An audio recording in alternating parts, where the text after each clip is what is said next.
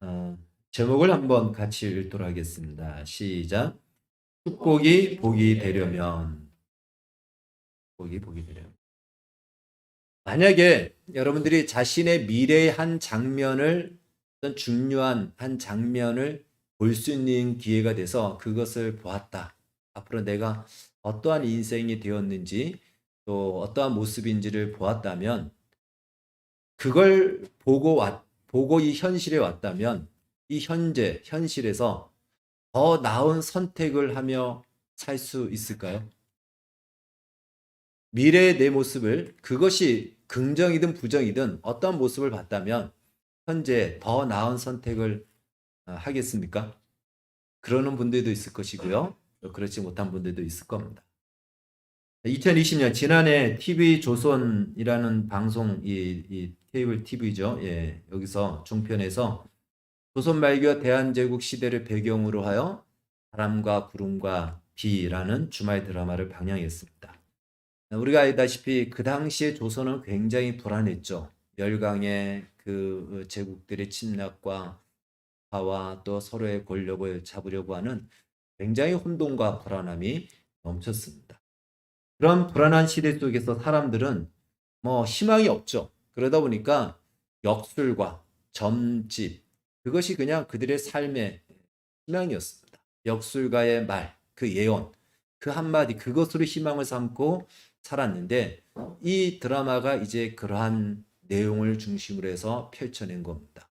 그래서 왕궁에 있는 사람들도 자신들의 권력이 찬탈을 달까봐 무당을 부르고 아주 유명한 역술가를 불러서 그들의 미래에 대해서 묻고, 이러한 이야기들을 듣는 그 드라마였습니다.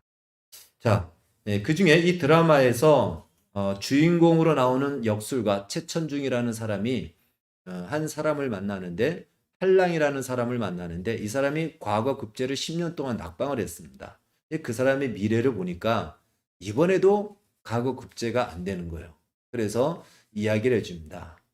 이번에도 당신은 과거에 급제되지 않고 낙방할 것이니 실망하지 말고 좀 더 기다리고 열심히 노력하라. 이번에는 당신은 되지 않는다. 라고 미리 알려줍니다. 그러니까 미리 알려준 거예요. 그런데 정말 낙방이 된 거예요. 낙방이 됐으니까, 그렇구나. 그럼 실망하지 말고 더 준비해야 되겠다. 이렇게 선택을 해야 되겠죠. 근데 10년째 낙방을 하다 보니까, 또 낙방을 하니까 이 분노와 홧김에, 그때는 사실은 낙방이 될 수밖에 없죠. 매간매직이고 막 그러다 보니까 그냥 10년 동안 자기를 뒷바라지 해줬던 어머니와 누이를 집에 가두고는 그냥 불을 질러버립니다. 그러니까 즉 무엇이냐면, 미래의 내 모습을 안다고 하여 현재의 더 좋은 선택, 더 나은 선택을 하느냐? 그렇지 않다라는 것을 이 드라마가 한 장면을 보여주고 있습니다. 이 코로나 팬데믹 이후 우리 사회는 굉장히 불안하고요. 또 실업률은 높아지고 일할 곳이 점점 줄어들고 있습니다. 그래서 사람들에게 이제 희망이 보이지 않고 불안한 거예요. 미래가 불안한 겁니다. 그러니까 점집을 더 많이 찾고 온라인을 통해서 타로를 보고, 이것이 지금 급등할 정도로 굉장히 급격히 늘어났다고 합니다. 우리는 모두 미래에 대해서 알고 싶어 합니다. 미래의 내 모습이 어떨까? 그걸 알면 내가 지금 현재를 더 잘 준비하고 살아갈 수 있지 않을까? 우리는 그렇게 생각하기도 합니다. 특별히 우리 자신의 현실이 너무 막막하고 보이지 않고 그리고 혼란스럽고 그럴 때 더더욱 미래에 대해서 알고 싶어하는 욕구가 커질 수밖에 없습니다. 그래서 세상 사람들은 유명하다라는 무당을 찾아갑니다. 점집을 찾아가죠. 반면에 크리스찬들은 소위 예언 기도를 하는 분들을 찾아갑니다. 예언 기도를 받고 싶어 하는 거예요. 무당한테도 많이 찾아간다 그래요. 크리스찬들 중에도. 그런데 예언 기도를 받고 싶은 거예요. 하나님이 나의 미래를 어떻게 준비하셨을까? 그것을 듣고 싶은 거죠. 그런데 이 예언 기도에 대해서 잘못 이해하고 있다는 것이에요. 많은 한국교회 성도들이 잘못 알고 있습니다. 다른 말로, 이제 제가 말을 좀 혼용해서 쓰지만 그것이 우리 동양에서 쓰는 의미는 아니라는 것을 먼저 염두하시고 들으시기 바랍니다. 이 예언 기도를 우리는 운명으로 생각합니다. 그러니까 운명이란 이미 정해졌기 때문에 바꿀 수 없다라고 생각하니까 당연히 그 운명이라면 나에게 자동적으로 그 운명에 내가 맞이할 수밖에 없죠. 우리는 예언 기도를 그렇게 생각한다는 거예요. 그래서 만약에 하나님이 그렇게 나에게 계획을 가지고 그런 축복을 해주신다면 자동적으로 그 축복이 나에게 이루어질 것이다. 이런 마음의 예언 기도를 받고 그걸 운명으로 여긴다는 것입니다. 그것이 잘못된 생각이라는 것입니다. 운명처럼 받아들이는 것. 즉 가만히 있어도 자동적으로 그렇게 내 인생이 펼쳐지고 내 인생에 그런 일들이 일어난다라고 생각하는 것은 결코 성경적이지 않다라는 것입니다. 오늘 우리가 읽은 말씀은요. 바로 이 예언이면서 축복입니다. 1절에 보면 후일에 일어날 일이다. 후일에 너희가 당할 일을 내가 너희에게 이르리라 라고 해서 이거는 예언이에요. 앞으로 일어날 일이라는 거예요. 예언입니다. 그러나 이 49장이 이제 마무리되어지는 28절에 가면은 이와 같이 그들의 아버지가 그들에게 말하고 그들에게 축복하였으니 곧 그들 각 사람의 분량대로 축복하였더라 라는 말씀처럼 이것은 또 축복의 기도라는 것입니다. 축복이라는 말은요, 복을 빌어준다라는 뜻이라 그랬죠.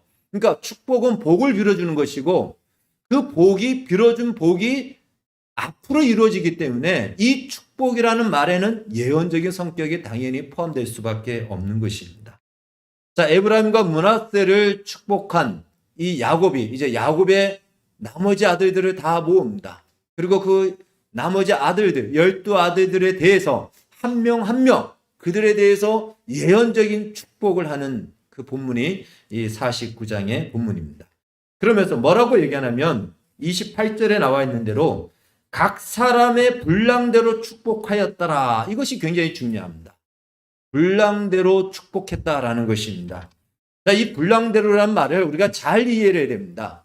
이 분량대로란 각각의 특징과 목적에 맞추어라는 뜻을 가지고 있습니다. 그러니까 누구는 요만큼 주고 누구는 요만큼 주고가 아니고 하나님은 우리 각자에게 그 사람의 특징과 그 사람을 통한 목적이 있다는 거예요. 그 목적이 다 똑같진 않죠. 다르죠. 그래서 그 정한 목적, 하나님의 계획한 목적대로 그 사람을 축복했다. 이것이 분량대로라는 첫 번째 의미인 것입니다. 뿐만 아니라 이 분량대로라는 말은요. 하나님이 정해 놓은 것이 있다는 거예요. 정해 놓은 것이 있는데 이것을 우리가 잘 이해해야 됩니다. 정해 놓은 것은요. 어마어마한 겁니다. 이 분량이라고 해서 우리가 그냥 이만큼 있는 것 중에서 나는 요만큼이 아니고 하나님이 정해놓은 이 축복은 정말 상상할 수 없을 만큼의 양으로 준비되어 있다는 거예요. 그런데 문제는 그 분량은 그만큼 준비되어 있지만 우리가 그것을 다 누릴 수도 있지만 우리가 어떻게 반응하냐에 따라서 그것은 다 누리지 못하고 일부만 우리는 누릴 수밖에 없는, 한마디로 하나님이 축복한 분량을 우리 스스로가 그것을 까먹는 그러한 일들이 있다는 것입니다. 그래서 하나님이 정해놓으신 분량이 있고 그것을 우리가 받아 누리는 우리의 분량, 그것을 가지고 소위 믿음의 분량이다라고 얘기합니다. 내가 어떤 믿음을 가지고 있느냐, 어떻게 믿느냐에 따라서 하나님이 정해놓으시고 하나님이 준비하신 최고의 복을 우리는 그 중에 내 믿음의 분량만큼만 우리는 될 수밖에 없다는 것이에요. 이제 바로 그 밑에 나오는 말씀, 야곱의 그 12아들들에게 분량대로 축복했다라는 이 말씀을 통해서 그 분량이 어떻게 무엇을 말하며 그리고 그 축복이 어떻게 복이 되는지, 축복의 소리만이 아니고 복이 되는지를 살펴보겠습니다. 여러분, 축복이란 말은 복을 빌어준다라는 의미라고 그랬죠? 그러면 복을 빌어줬는데 빌어준 대로 그 복이 다 복이 되느냐? 그렇지 않다라는 것이에요. 그러니까 야곱의 이 축복이 그 아들들에게 운명처럼 그냥 똑같이 그렇게 됐느냐? 복이 됐느냐? 어떤 경우에는 그렇게 됐고요. 어떤 경우는 그렇지 않게 됐습니다. 그것은 믿음의 분량에 따라서 좌우가 된다는 것이죠. 그래서 오늘 그것을 살펴보도록 하겠습니다. 3절에서 7절까지 우리 함께 읽도록 하겠습니다. 3절에서 7절. 자, 49장 3절에서 7절 시작. 르베나 너는 내 장자요 내 능력이요 내 기력의 시작이라. 위풍이 월등하고 권능이 탁월하다 마는 물의 끓음 같았은즉 너는 탁월하지 못하리니 내가 아버지의 침상에 올라 더럽혔음이로다. 그가 내 침상에 올랐었도다. 시므온과 레이는 형제여 그들의 칼은 폭력의 도구로다. 내 호나 그들의 모위에 상관하지 말지어다. 내 영광아 그들의 집회에 참여하지 말지어다. 그들이 그들의 분노대로 사람을 죽이고 그들의 혈기대로 소의 발목 힘줄을 끊었음이로다. 그 노여움이 혹독하니 저주를 받을 것이요 분기가 맹렬하니 저주를 받을 것이라. 내가 그들을 야곱 중에서 나누며 이스라엘 중에서 흩으리로다. 아멘. 자, 야곱은 혈통적인 장자였던 르우벤부터 이제 축복을 하기를 시작합니다. 그러니까 르우벤은 본래 야곱의 그 장자권을 이어갈 바로 장자였습니다. 네. 야곱의 장자였기 때문에 야곱을 이어갈 바로 후계자였죠. 더군다나 이 르우벤에 대해서는 뭐라고 얘기하냐면 위풍이 당당하고 월등하고 권능이 탁월하다. 위풍이란 말은요, 위험 있는 풍채나 이 기세라는 것이에요. 그러니까 이 르우벤은 딱 봤을 때 위풍이 있었다라는 거예요. 위험이 있는 풍채나 기세가, 그래서 누가 봐도 정말 신체적으로 다른 사람들보다 훨씬 탁월한 그런 신체적인 외모의 카리스마를 가지고 있다는 거예요. 딱 보기에도 쉽게 함부로 무시 못할 멋진 매력 있는 남자라는 것입니다. 권능이 탁월했다. 요즘 말로 하면 능력 있는 남자라는 거예요. 그러니까 남자가 봐도 정말 저 사람은 생긴 것도 그렇고 가진 어떤 능력도 뛰어나다라는 거예요. 오늘날 우리 식으로 얘기한다면 이 사람은 정말 장차 인물이 될 장군감이다, 이 얘기입니다. 그러니 야곱이 봤을 때 그 르우벤을 얼마나 기대했겠습니까? 야, 장자, 정말 장자권을 이어갈 우리 마다들이다 생각하지 않았겠습니까? 자, 그런데 이 르우벤에게 주신 르우벤의 장점과 르우벤이 가지고 있는 장자와 르우벤이 가지고 있는 신체적인 외모, 이건 다 뭐죠? 하나님이 주신 거예요. 하나님이 주신 복입니다. 멋지게 주셨어요. 그렇다면 하나님이 기대하는 목적도 그만큼 목적하는 것이 있다는 거죠. 그걸 위해서 그걸 주신 것입니다. 그것이 사실 운명입니다. 하나님이 멋지게 쓰시기 위해서 멋진 것들을 주신 거예요. 그래서 르우벤을 통해서 하나님이 이루시고자 하는 멋진 계획이 있습니다. 이것이 운명이에요. 하나님이 정하신 운명입니다. 하나님이 계획하신 운명이었다는 것입니다. 그런데 그 운명을 누군가가 무너뜨렸다는 것이에요. 누군가가 무너뜨렸어요. 누가 무너뜨렸을까요? 르우벤 자신이 스스로 이 운명을 무너뜨렸다는 것입니다. 4절에 보면 물의 끓음 같았은즉 이렇게 얘기하죠. 물의 끓음 같았은즉 너는 탁월하지 못하리니 내가 아버지의 침상에 올라 더럽히심으로다. 그가 내 침상에 올랐도다. 이것은요, 창세기 35장에서 우리가 이미 이전에 한번 살펴봤습니다. 르우벤은 아버지의 첩이었던 이 비라를 통간을 합니다. 그래서 아버지의 침상을 더럽혔다라고 말하는 것이죠. 그래서 아버지의 이 첩과 통간한 것을 물에 끓음같이 끓었다. 여러분, 물이 끓으면 어떻게 되죠? 수증기가 나와서 나중에는 뚜껑을 그냥 던져버리고 열어버리고 물이 넘쳐나죠. 그래서 넘지 말아야 될 선을 넘은 겁니다. 르우벤이 그랬다라는 거예요. 넘으면 안 될 아버지의 침상을 더럽혔다라고 이야기합니다. 그것이 바로 이가 이제 장자권에서 멋진 운명에서 스스로 그 운명을 격화시키고 하나님이 준비해 놓으신 멋진 분량의 축복을 최소의 자기가 최소의 복만 누리는 그냥 그 자리로 스스로 전락을 하게 됩니다. 무엇이 넘지 말아야 될 선을 넘게 하였을까요? 많은 성경학자들은 바로 이것을 비라와 통간한 것을 보고 정욕이 넘쳤다라고 이렇게 얘기합니다. 그러니까 아무리 정욕이 넘쳐도 넘지 말아야 될 선이 있죠. 근데 이 아버지의 침상, 아버지의 첩을 범했다라는 것은 넘지 말아야 될 선이었던 것입니다. 그러나 단순히 정욕이 넘쳐서 그렇게 했을까? 한 번쯤 우리가 생각해 볼 필요가 있습니다. 이전에 우리가 살펴보기는요, 단순히 정욕이 넘쳤다기보다도 자신의 어머니 레아를 향한 동정이 너무 컸던 것입니다. 그리고 아버지 야곱에 대한 원망이 그 안에 있었던 것이죠. 왜 그러냐면 비라와의 통관 사건은 라헬의 죽음 이후에 일어납니다. 그러니까 야곱은 오로지 라헬밖에 몰랐죠. 평생토록. 라헬만 사랑했습니다. 근데 라헬이 죽었어요. 그러면 이제는 첫째 부인이었던 이 르우벤의 어머니였던 레아에게 좀 마음을 주고 돌아봐 줘야 되는데, 이 야곱이 아버지가 라헬이 죽으니까 라헬의 시녀였던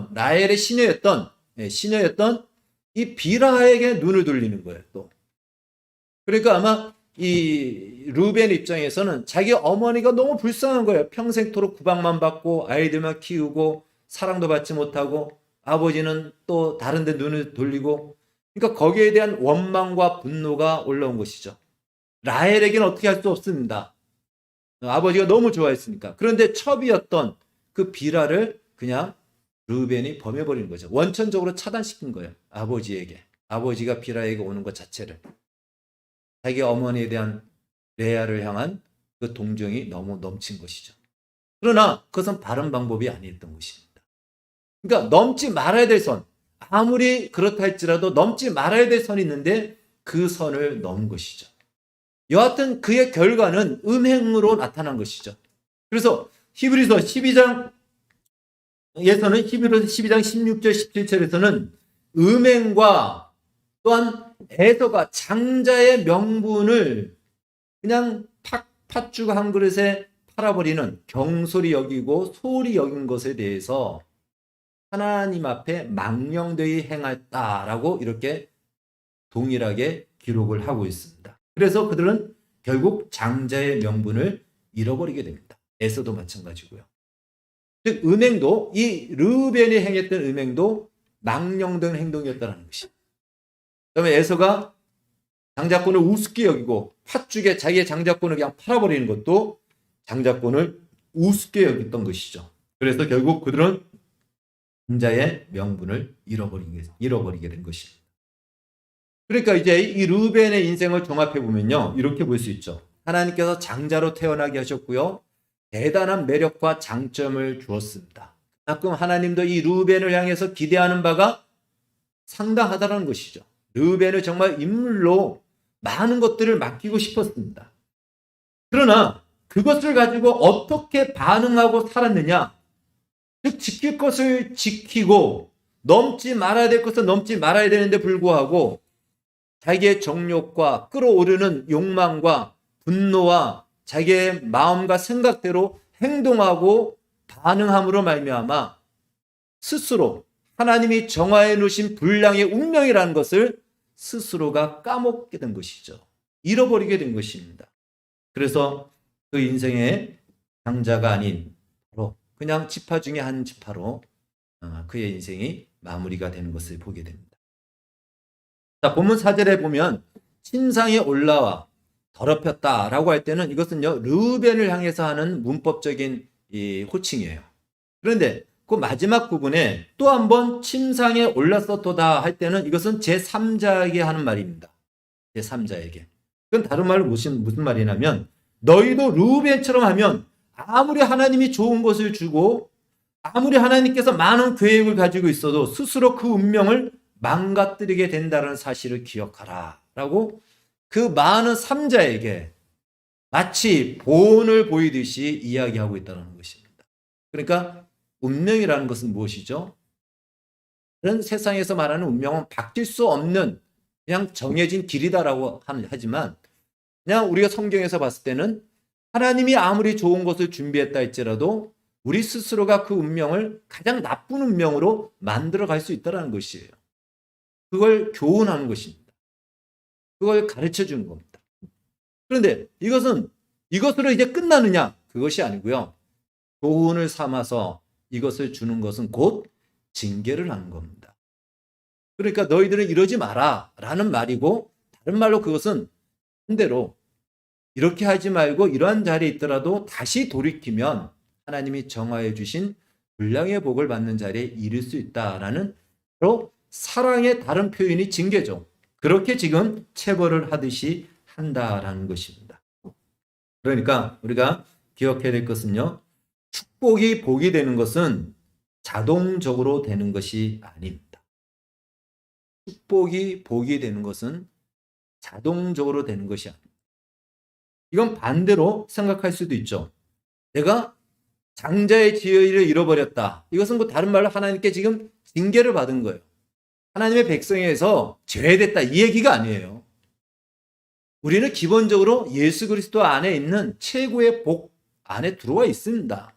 그 사실을 믿으시기 바랍니다. 예. 우리는 모두가 얼마나 대단한 가능성이 있는 그 자리에 이미 다 들어와 있습니다. 그 자체가 거부된 것이 아니에요. 그러나 그 안에서 우리에게 분량대로 목적한 바가 있는데, 그 목적한 대로 이루어 가도록 우리는 우리의 믿음을 발동해야 되는데, 그 믿음을 발휘하지 않고 있으면 분량대로 목적한 바를 이루지 못하는 자리에 떨어진다는 거죠.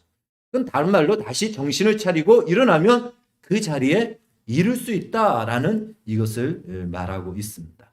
그러니까 내가 원하는 이 현실이 아닌 인생이 펼쳐질 때 우리는 하나님 나를 복 주시지 않나? 하나님 나를 축복하지 않냐? 이것이 아니고요. 어디서부터 무엇이 잘못되었는지를 자신의 인생을 돌아보면서 다시 돌이켜 하나님이 원하시는 자리에 이른다면, 하나님이 본래 목적한 그 자리로 향하여 우리가 나아간다면 하나님께서 우리에게 계획하시고 준비하신 그 분량의 복을 우리는 다 받는다라는 것입니다. 여러분, 이것이 예언 기도의 참된 의미인 것입니다. 예언 기도의 예언은요, 하나님의 계획이에요. 그러나 자동적으로 되는 것이 아니고 믿음을 따라서 그것을 지켜갈 때 하나님이 우리의 인생을 통해서 그 일을 이루시겠다는 거예요. 그러니까 예언은 자동적으로 되어지는 것을 세상에서는 운명이라고 얘기하죠.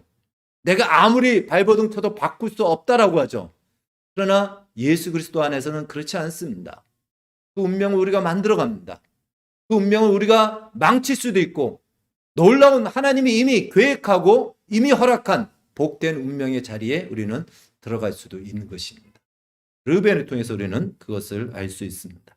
자, 이제 르우벤 말고요, 시므온과 레위를 통해서도 우리는 이 사실을 또 한번 확인할 수 있습니다. 이 시므온과 레위에 대한 이야기는 창세기 34장에 일어난 세겜에서 일어난 디나 사건을 다시 한번 연상하게 해줍니다. 창세기 34장의 세겜 사건은 시므온과 레위의 동복 누이였던 디나가 그 지역 세겜 마을에 마을 구경 갔다가 그 지역에 하물이라는 추장의 아들 세겜에게 강제로 성폭행을 당합니다. 그리고 난 뒤에 이 세겜이 내가 책임지겠다, 그 디나와 나는 결혼하겠다라고 합니다. 그럴 때 이 시므온과 레위가 어떤 음모를 꾸밉니다. 그러면 너희 마을에 있는 남자들 모두가 다 할례를 받아라. 우리는 할례를 받았다. 우리는 할례 받지 않은 사람하고는 우리는 서로 통혼할 수도 없고 교제할 수도 없다. 너희들이 할례를 받으면 얼마든지 우리의 딸, 우리의 디나를 주고 우리도 너희와 통혼을 하겠다. 그러니까 세겜 사람들이 자기들이 원주민이니까 얼마든지 하겠다 하고는 남자들이 다 할례를 받았습니다. 그 당시 할례가 얼마나 고통스럽겠습니까? 지금이야 마취도 있겠지만 가장 고통스러울 그때에 남자들 같은 경우는 할례를 받고 나면 가장 고통스러울 때는 움직이는 것조차도 힘들어요. 그때 시므온과 레위가 칼을 가지고 가서 그 지역에 있는 남자들을 다 몰살해 버립니다. 그 사건을 얘기하는 거예요. 그러면서 야곱이 말하기를 시므온과 레위는 아내하는 기계, 옛날 성경은 그렇게 나왔고요. 오늘 본문은 번역된 이 개정 성경은 폭력의 도구다, 살인의 도구다라는 거예요. 시므온과 레위는 폭력의 도구, 살인의 도구다. 그러면서 내 영혼아 저들의 모의에 상관하지 마라. 저건 악한 것이다 라고 얘기합니다. 그때도 이제 야곱이 얘기를 하니까 이 시몬과 레위가 거기서 돌이키지 않고 뭐라 그러냐면, 그러면 저들이 우리 동생 디나를 강간한 것이 정당합니까? 하면서 거꾸로 화를 내요. 그러니까 이들은 그 안에 물론 잘못된 것이지만 그 잘못된 세계 사람들을 자기가 심판자가 되어서 그 분노를 터뜨린 것이죠. 그것이 바로 이들도 역시 넘지 말아야 될 선, 그들의 분노와 그들의 노용과 그것을 그냥 제한 없이 터뜨려버린 것입니다. 오늘 우리 시대에 분노 조절 장애가 아주 심각한 문제가 있지 않습니까? 이들도 역시 그랬던 것이죠. 그래서 이들이 사람들을 다 죽여버린 거예요. 그러니 오늘 성경에도 야곱이 뭐라고 얘기합니까? 축복이 아니고 저주를 받으리라라고 2번이나 얘기해요. 지금 축복 기도를 하는데 저주를 받으라고 하는 거예요. 저주다. 정말 무엇일까요?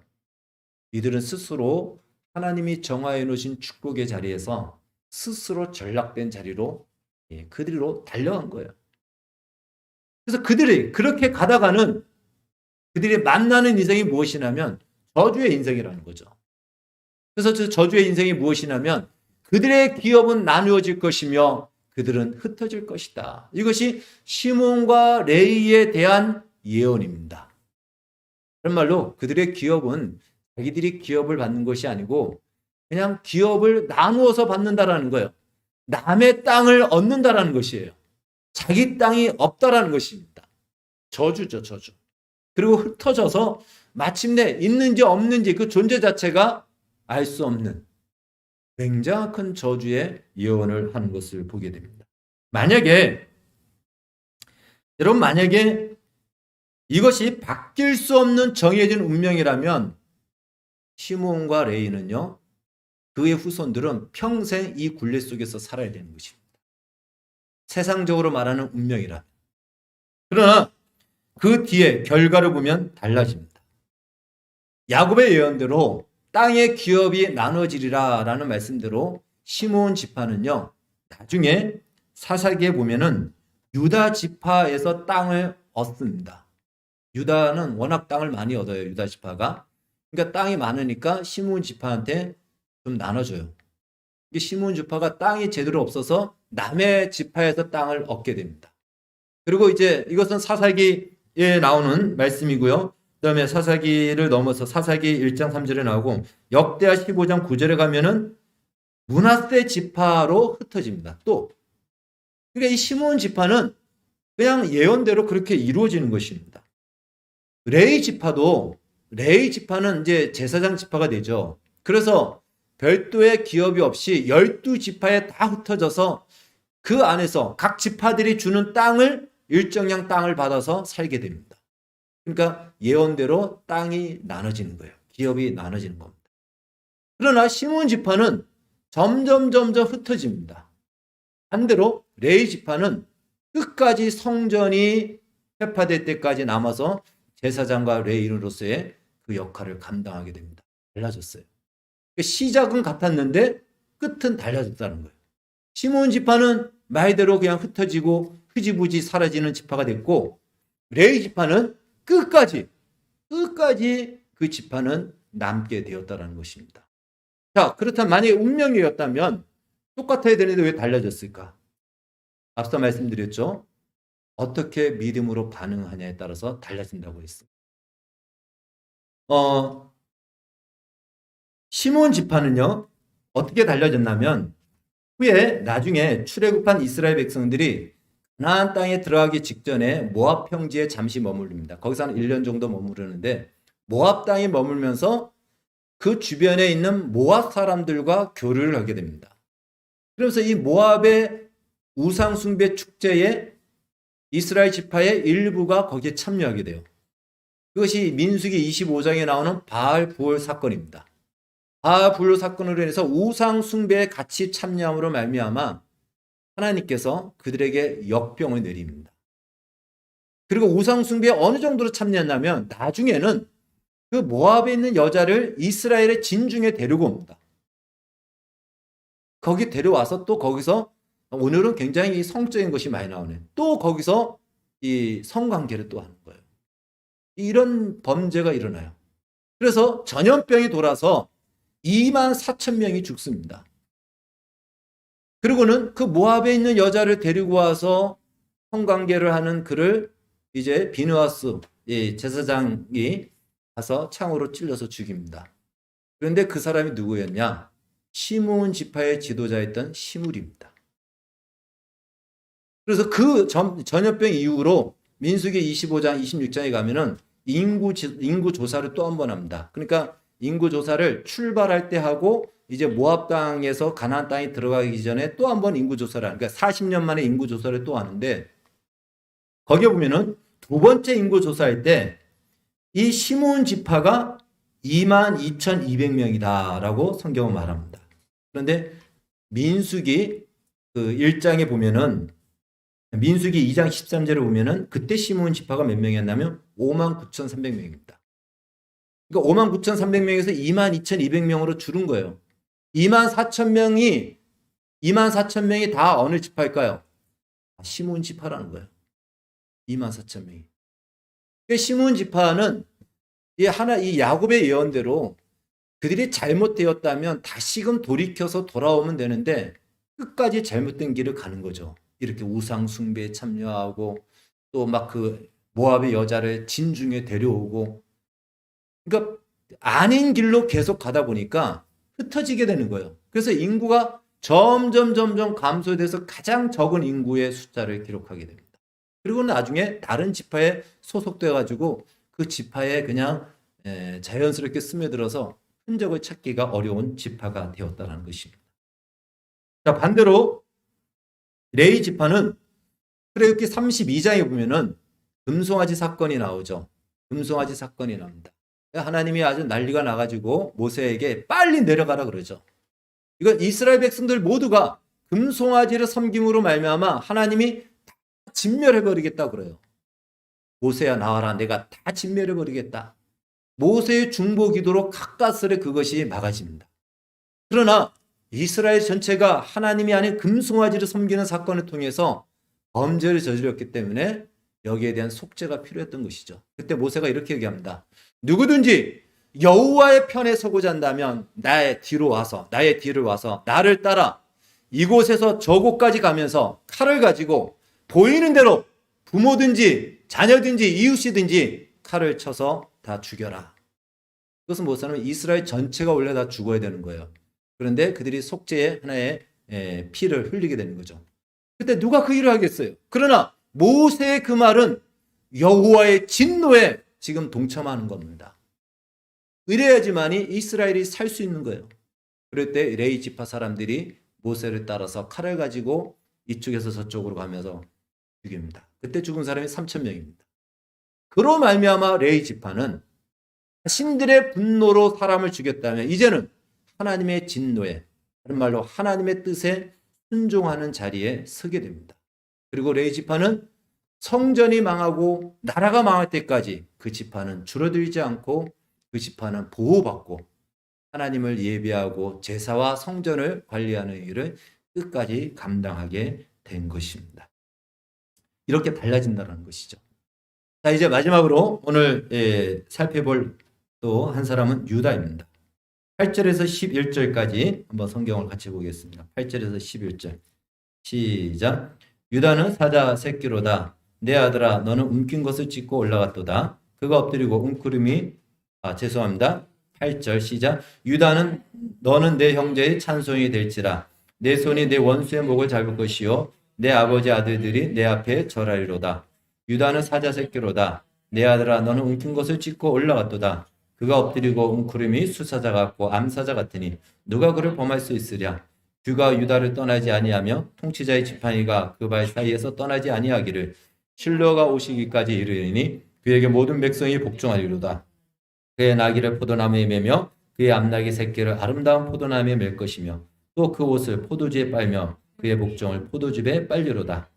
그의 눈은 포도주로 인하여 붉겠고 그의 이는 우유로 말미암아 희리로다. 12절까지 말씀. 자, 유다에 대해서는요, 굉장한 많은 분량을 가지고 축복의 예언을 하죠. 여러분, 이것이 진짜 축복이라고 받아들여지죠. 정말 축복의 예언입니다. 뭐 나쁜 것이 없어요. 다 좋은 것만 얘기해요. 유다에 대해서는 형제들의 찬송이 되고 원수의 목을 잡을 것이며 아버지 아들들이 내 앞에 절을 할 것이며 유다는 사자 새끼로서 이 사자가 이제 왕의 상징이 됩니다. 그래서 영국도 그렇고 이제 이 왕의 희호를 다 사자로 묘사를 하게 되죠. 또 움킨 것을 찍고 올라가며 완전히 승리했다라는 것이죠. 수사자 같고 암사자 같으니 누가 그를 범할 수 있으랴. 유가, 이것은 왕이 가지고 있는 호를 얘기하는 거죠. 유다를 떠나지 아니하며 통치자의 지팡이가 그 발 사이에서 떠나지 아니하기를 실로가 오시기까지 이룰 것이라. 야곱까지는 족장으로서의 장자권이었는데 이제 야곱 이후로는 나눠지게 됩니다. 장자권과 치리권으로 나눠져요. 그래서 장자권은 누구에게 있냐면은 요셉에게 있고 치리권이 유다에게 돌아갑니다. 치리권은 곧 왕권을 얘기하는 겁니다. 그래서 유다에게서 왕이 나오고 결국 그 왕의 후손 중에서 다윗의 혈통을 통해서 예수 그리스도가 이 땅에 오시게 되는 것입니다. 그러한 바로 왕권의 이 축복의 예언을 하게 됩니다. 뿐만 아니라 11절 12절에 보면은 나귀 새끼를 포도나무에 매며 이렇게 얘기해요. 그리고 그 옷을 포도주에 빤다고 합니다. 포도나무는 이스라엘에게 있어서 항상 풍성함, 번성함을 상징합니다.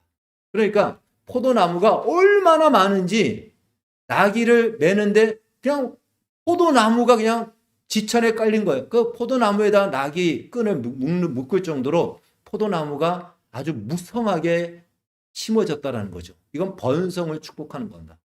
그리고 어느 정도냐? 포도주가 정말 귀한데 그 귀한 것을 옷을 빨 정도로 흔하게 될 정도로 부유해진다는 것입니다. 그리고 심지어 그의 이는 이 우유로 인하여서 희게 된다. 우유는 무엇이죠? 양이 짜는 그 우유를 먹는 것인데 그 우유가 많아져 가지고 너무 많이 마셔 가지고 이가 하얘질 정도라는 거예요. 그러니까 이것은 굉장히 물질적인 부요함과 번성함을 이야기하는 거죠. 그리고 왕권을 이야기하는 것입니다. 말 그대로 최고의 축복을 받는 것 같습니다. 여러분 이런 축복을 받기를 축복합니다. 아멘. 그럼 어떻게 유다는 이런 축복의 예언을 약속을 받았을까요? 그동안 우리가 살펴봤듯이 유다가 그럴 만한 인물이었습니까? 창세기 38장에 보면 다말 사건을 기억할 겁니다. 며느리와 행음을 했던 사건. 바로 그때 유다는 38장 1절에서 말하기를 자기 마음대로 가나안 땅에 내려갔다라고 합니다. 정말로 자기 마음대로 인생을 살았어요. 그러다 보니까 나중에 다말 자기 며느리하고 이 행음을 하는 이 결과까지 갖게 됐고 거기서 아들이 태어납니다. 이 뭐 아들인지 손자인지 어떻게 말해야 될지 모를 정도로. 그때 유다는 그 시간 한 20년이 됐다 그랬죠. 유다는 그때서야 깨닫게 됩니다. 내가 인생을 잘못 살았구나.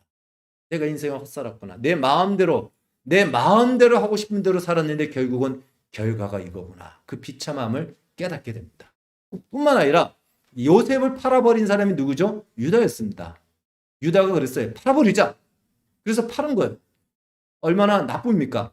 그러나 유다는 나중에 애굽에 갔을 때 이 요셉이 좀 막 이렇게 하잖아요. 형들을 시험을 하잖아요. 그래서 이들의 잠깐만 그 동생을 물어보고 가족을 물어보니까 그렇게 물어보는 것을 보고는 이렇게 고백합니다. 유다가 얘기하기를 우리가 아우의 일로 범죄했도다. 이걸 인정하는 거예요.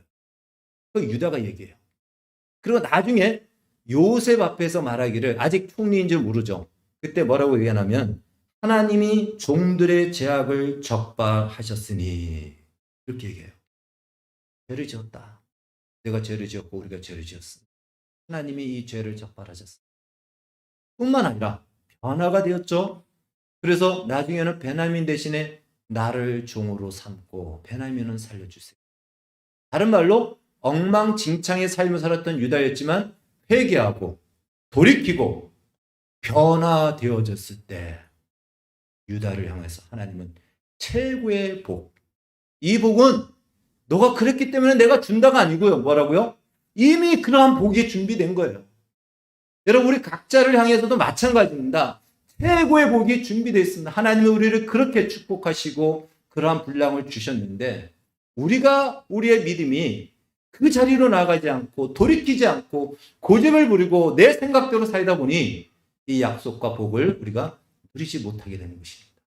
유다는 변화됐잖아요. 회개하고 변화되고 하나님이 목적한 자리로 돌아와 보니 하나님이 이렇게 엄청난 복을 주신 것입니다. 이제 말씀을 정리하면 복은 자동적으로 주어지지 않는다는 것이에요. 그렇게 축복했으니까 그대로 될 거야. 그렇지 않다는 것입니다. 하나님은 분량대로 복을 주십니다. 첫 번째, 분량은 특별한 목적과 특징을 따라 주신 것이죠. 그래서 어떤 사람에게는 스포츠의 재능을 주기도 하고 어떤 사람에게는 예술가의 재능을 주고 어떤 사람에게는 사업가의 재능을 주십니다. 목적과 특징에 따라서 하나님은 축복을 하십니다. 그렇게 주시는 거예요. 그걸 가지고 우리가 뭐라 할 건 아닙니다. 또 하나, 그 축복은 믿음의 분량대로 복이 된다는 것입니다. 자동적으로 주어지는 것이 아니고 우리의 믿음이 하나님 앞에 어떻게 반응하느냐, 어떻게 하나님의 뜻에 맞추어서 살아가느냐, 그것에 따라서 하나님이 약속한 분량의 복이 우리에게 주어진다는 것입니다. 그렇지 않으면 항상 축복의 소리로만 우리에게 남지 그 축복이 실제적인 나의 현실 속에 복이 되지 않는다는 것입니다.